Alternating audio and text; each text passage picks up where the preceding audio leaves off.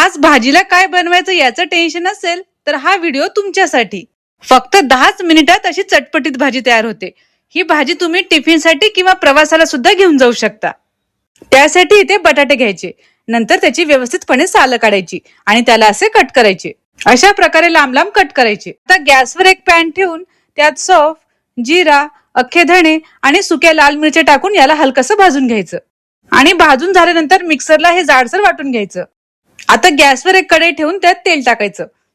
तेल गरम झालं की त्यात मोहरी टाकायची आणि मोहरी चांगली तडतडली की त्यात कट केलेले बटाट्याचे काप टाकायचे. आधी थोडं परतायचं, नंतर त्यात हळदी पावडर आणि मीठ टाकून थोडं मिक्स करायचं आणि आता त्यावर झाकण ठेवून 5 मिनिटांसाठी शिजू द्यायचं.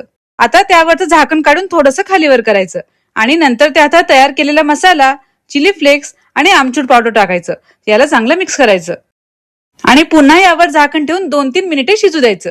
झाकण काढून बघायचं, बटाटे आता शिजले गेले आहे. वरून त्यावर आता कोथिंबीर टाकून मिक्स करायचं आणि गॅस आता बंद करायचा. हे बघा, अगदी सोपी आणि चटपटीत अशी सुकी बटाट्याची भाजी तयार झाली आहे. एकदा ट्राय करून बघा, सगळ्यांना आवडेल आणि मला फॉलो करायला मात्र विसरू नका.